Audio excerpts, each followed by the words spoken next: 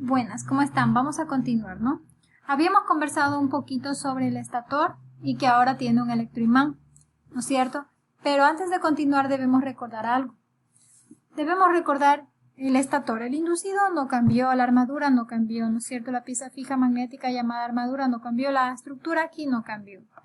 El tema es acá porque el tema es en el estator, ¿no? Porque teníamos un imán permanente que genera un campo magnético constante. Entonces, como yo quiero intensificar o disminuir y controlar el campo magnético, pues se lo cambio por un electroimán, ¿no es cierto? Hasta ahí estamos. Bien.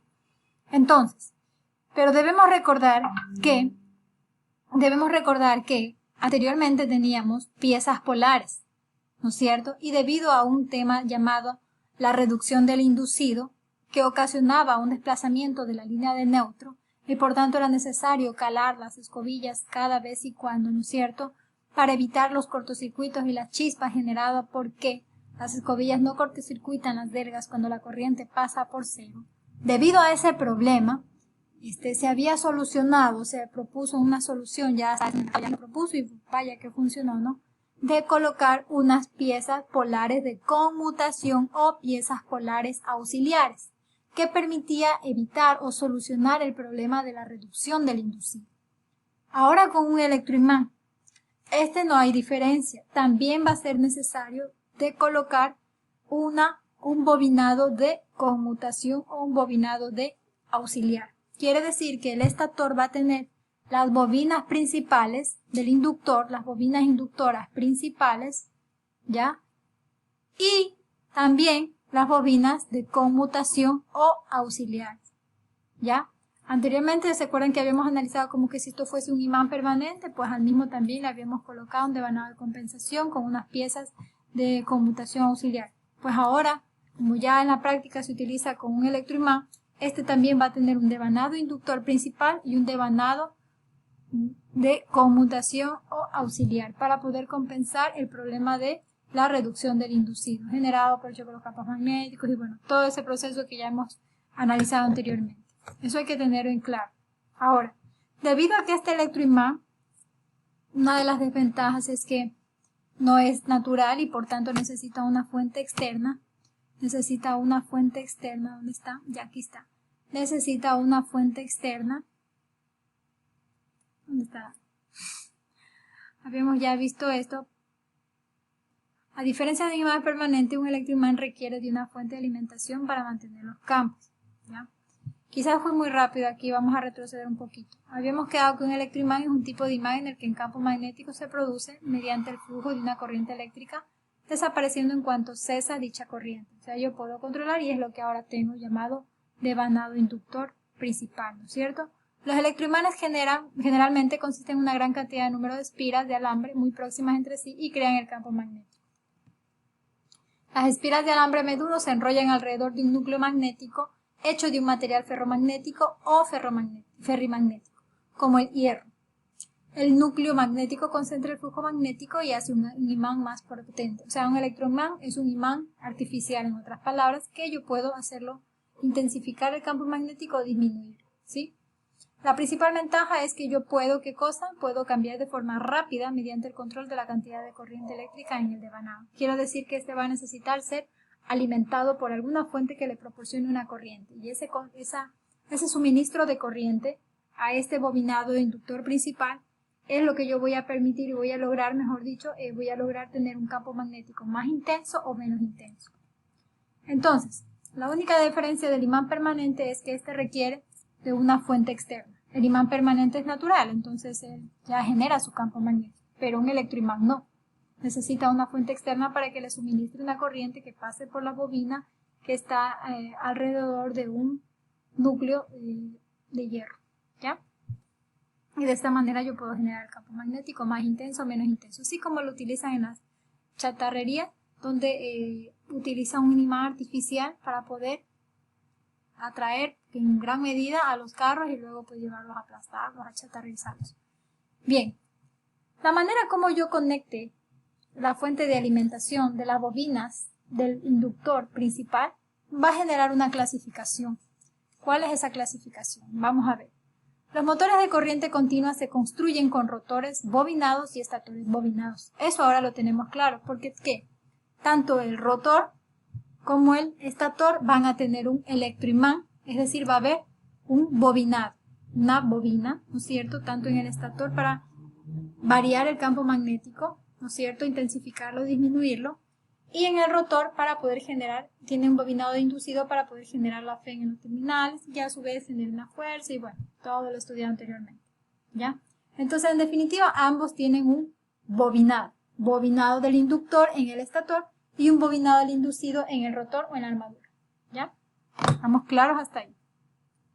Entonces, el modo de conexión, de cómo se conecten la fuente externa del bobinado del estator, ¿ya?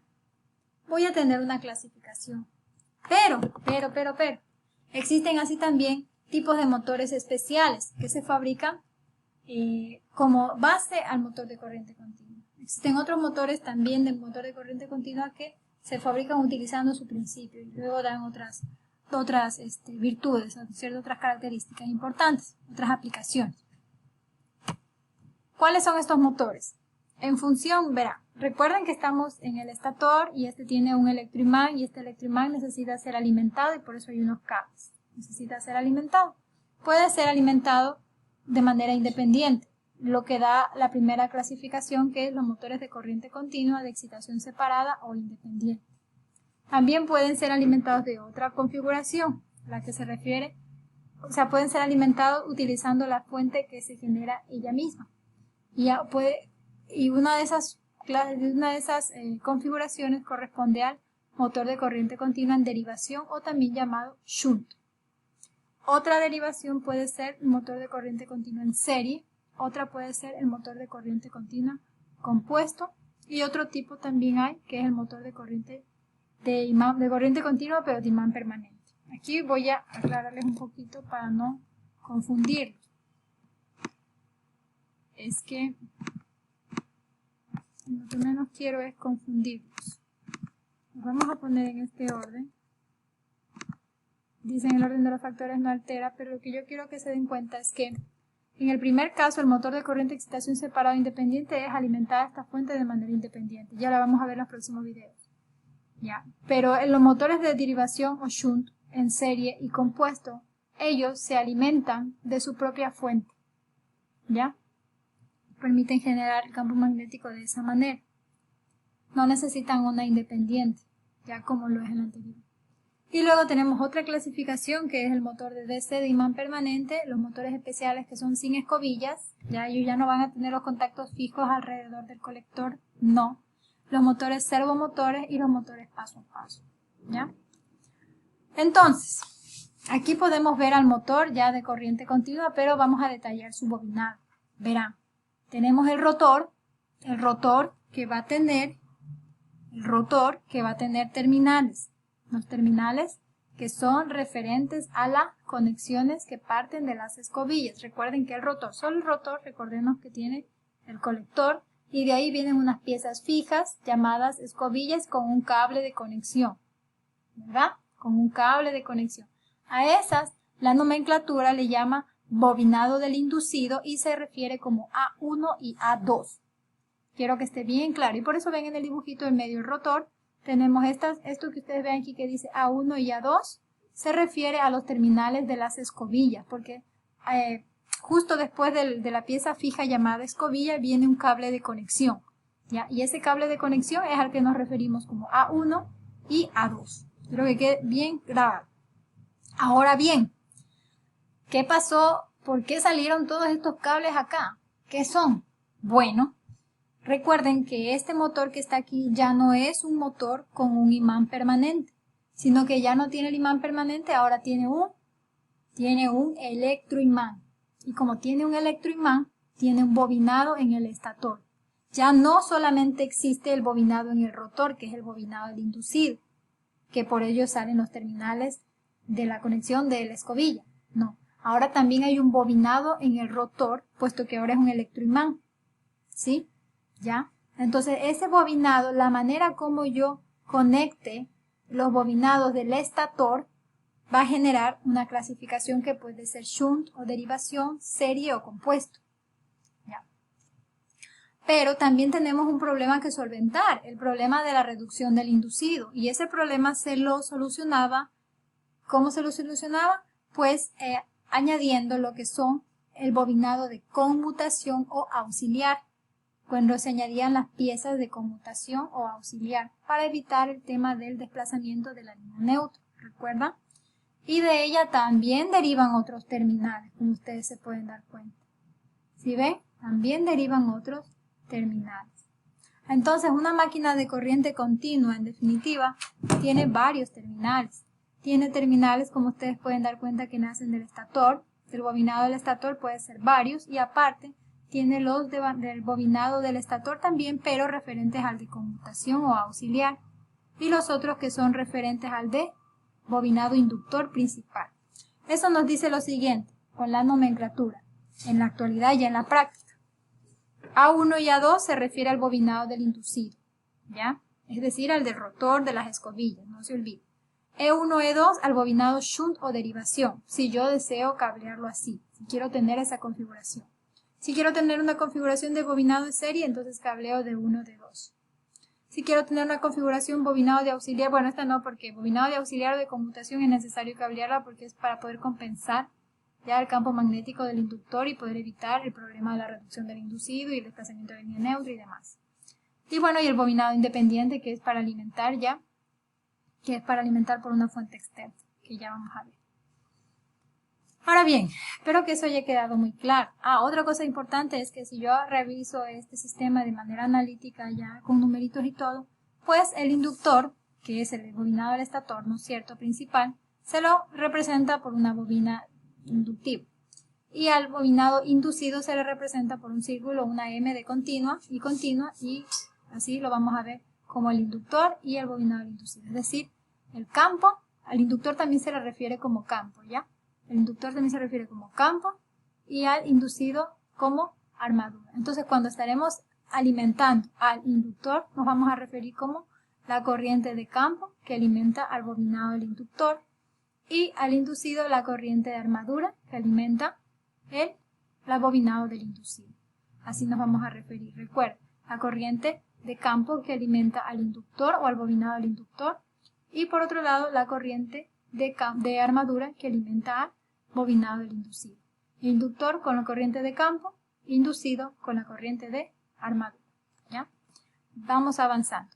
Verán, antiguamente se utilizaba una nomenclatura de A, B, C, D, E, F, G, H, J, K, donde correspondía AB a A1, A2, CD a E1, E2, EF D1, D2, GH B1, B2, GJ, JK, F1, F2, refiriéndonos respectivamente a bobinado inducido, bobinado shunt derivación, bobinado serie, bobinado de conmutación, bobinado independiente.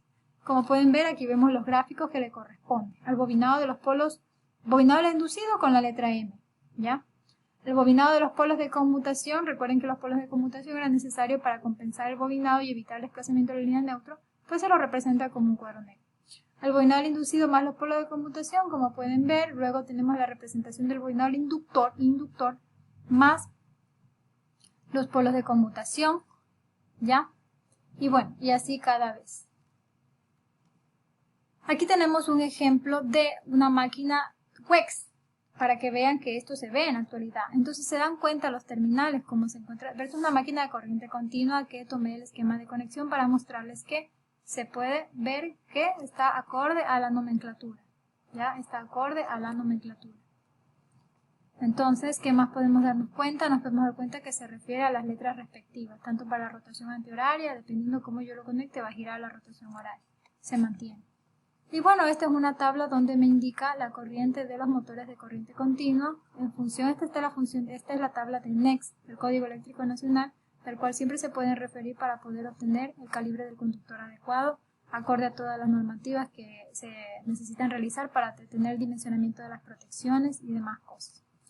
Y bueno, esta es la parte de la bibliografía y finalmente tienen un deber donde van a investigar y en un archivo PDF van a subir a la plataforma sobre la clasificación de todos los motores, que ven aquí en este listado y se encuentra también en la plataforma. Eso sería todo por hoy. Les agradezco su atención, sus preguntas bienvenidas pueden hacerlas. Muchas gracias, que estén bien. Hasta luego.